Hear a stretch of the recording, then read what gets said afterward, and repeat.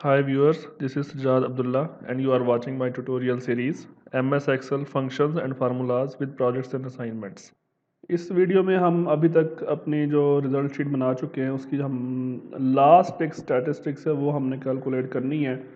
Hopefully ये last statistics होगी और वो है टीचर रिज़ल्ट। मतलब हम इसमें ये फाइंड करना है कि जी एक सब्जेक्ट में कितने स्टूडेंट्स पास हुए हैं, कितने फेल हुए हैं और टीचर का रिज़ल्ट कितनी परसेंट उसका पासिंग पर जो परसेंटेज है वो कितनी रही है।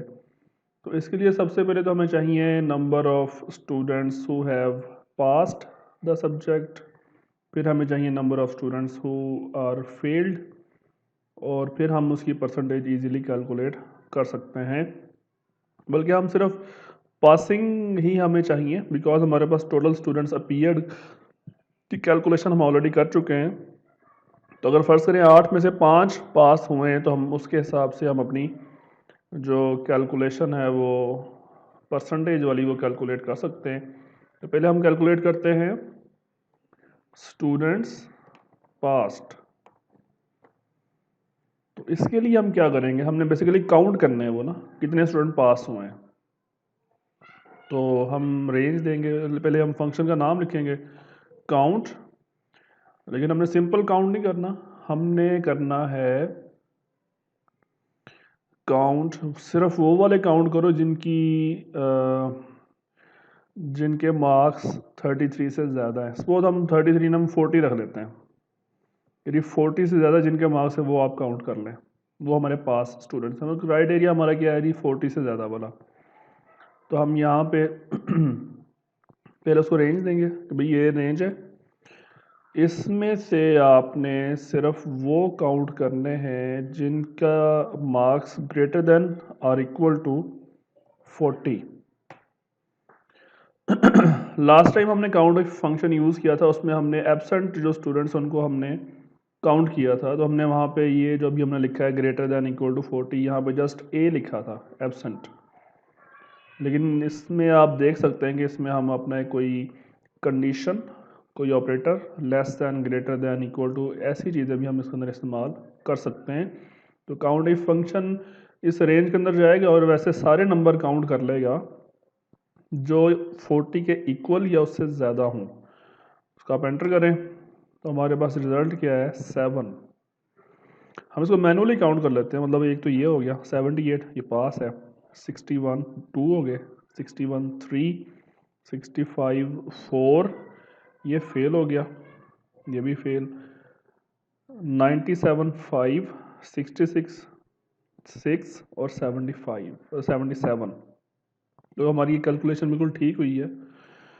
इसी को हम कर लेते हैं कॉपी, हम इसको करते हैं कॉपी और यहाँ पे इधर ला के कर देते हैं पेस्ट कीबोर्ड से, या यहाँ से पेस्ट करते हैं। यहाँ पे हमारे पास 9 में से 8 स्टूडेंट पास हुए हैं, यहाँ पे जी 9 में से 8 स्टूडेंट पास हुए हैं। और इसको कंफर्म भी करते जाएं साथ साथ। ये आप देख सकते हैं यहाँ पे एक स्टूडेंट है 15 वाला, ये फेल है। यहाँ पे 18 वाला एक है, फिर यहाँ पेस्ट करते हैं, यहाँ भी 8 है, 9 में से 8। यहाँ पे कौन फेल है जी, यहाँ भी 26 वाला फेल है। उसके बाद यहाँ पेस्ट करें, यहाँ भी 9 में से 8, तो यहाँ पे ये 14 वाला फेल है।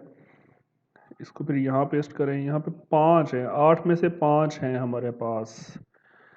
तो आप देख सकते हैं इसमें 40 से कम वाले एक्चुअली काफ़ी सारे हैं, 15 है, 29 है और 39 है।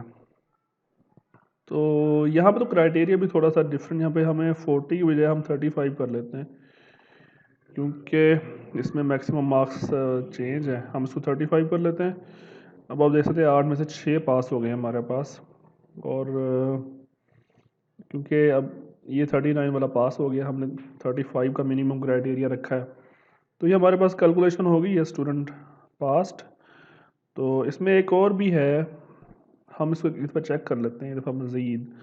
हम यहाँ पे कुछ स्टूडेंट का जो है वो रिज़ल्ट थोड़ा सा और मज़ीद डाउन कर देते हैं, सपोज 34 कर दिया। अब देख लेंगे अब हमारे पास यहाँ पे 7 आ गए। इसी तरह हम यहाँ पे कुछ और चेंजेस कर देते हैं, इसको 35 कर देते हैं, इसको हम 24 कर देते हैं, 25 हो गया। तो मैं ये चाह रहा था असल में डिफरेंट स्टैटिस्टिक्स हो जाए सारी, क्योंकि परसेंटेज भी फिर डिफरेंट कैलकुलेट होंगी। जिस तरह हमने स्टूडेंट्स पास्ट वाला फंक्शन लगाया, इसी तरह हमने स्टूडेंट्स फेल्ड वाला भी लगा देते हैं, एक स्टैटिस्टिक्स हम लगा देते हैं एक और।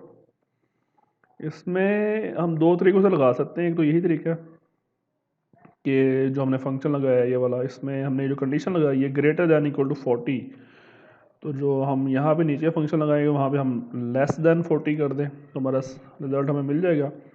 एक तरीका तो ये है। दूसरा तरीका ये है कि जो स्टूडेंट्स अपीयर्ड हुए हैं उसमें से आप माइनस कर दें स्टूडेंट्स पास्ट को। दोनों तरीक़ों से सेम आउटपुट आएगा, तो आपकी मर्ज़ी, आप जैसे जो तरीका मर्ज़ी इस्तेमाल कर लें। मतलब टोटल 8 स्टूडेंट अपीयर होते हैं, 7 पास हुए हैं, तो बाकी एक बच गया जो फेल हुआ है। तो इस तरीके से आप स्टूडेंट्स फेल्ड भी कैलकुलेट कर सकते हैं। इस फार्मूले को आप पेस्ट कर दें, ड्रैग कर दें, अटेंडेंस वाले सेल्स को आप यहाँ से कर दें डिलीट, तो हमारे पास ये आ गए स्टूडेंट्स पास्ट और स्टूडेंट्स फेल्ड। और यहाँ पे हम लिखते हैं रिज़ल्ट परसेंटेज, मतलब हमारे एक्चुअली पासिंग परसेंटेज कितनी है हमारे स्टूडेंट्स की। रिज़ल्ट परसेंटेज हम लिख देते हैं पासिंग परसेंटेज। तो ये कैसे कैलकुलेट करेंगे? सिंपल, कि कितने स्टूडेंट हमारे टोटल पास हुए हैं, इतने पास हुए हैं जी, 7 पास हुए हैं। कितने में से पास हुए हैं जी? स्टूडेंट्स अपीयर्ड, इतने में से पास हुए हैं, मल्टीप्लाई बाय 100। ये परसेंटेज का फार्मूला लिख दिया हमने, student past divided by students appeared multiply by 100, enter. तो इंग्लिश की परसेंटेज ही हमारे पास जो कैलकुलेट हुई है वो 87 परसेंटेज है, 87.5। उसको भी ड्रैग कर दें राइट साइड पे, अटेंडेंस वाले सेल्स आप ख़त्म कर दें। अगेन हम इनके जो नंबर ऑफ़ डेसिमल पॉइंट्स हैं हम वो भी ख़त्म, नंबर ऑफ़ डेसिमल पॉइंट्स 2 कर देते हैं हम। तो ये हमारे पास आ गया, हमारे पास रिज़ल्ट आ गया हर सब्जेक्ट का। इसके बॉर्डर्स लगा लें आप। तो इस वीडियो में हमने अभी तक जितने भी हम स्टैटिस्टिक्स, हम जितने भी कैलकुलेशंस वगैरह जो हमारे माइंड में आ सकती थी वो हमने सारी कैलकुलेट कर ली हैं। तो अगर आपके माइंड में कोई और कैलकुलेशन हो तो आप उसको कमेंट्स सेक्शन में उसको लिख सकते हैं। होपफुली आप इसको देखेंगे इस वीडियो को और अपने कोई इसके बारे में सजेशन वगैरह भी देंगे। That is the end of this tutorial. If you learned something new by watching this tutorial, please like and share it. If you want to get notified about new tutorials of this series, please subscribe to our channel. If you have any question, please write it in the comment section. Thank you.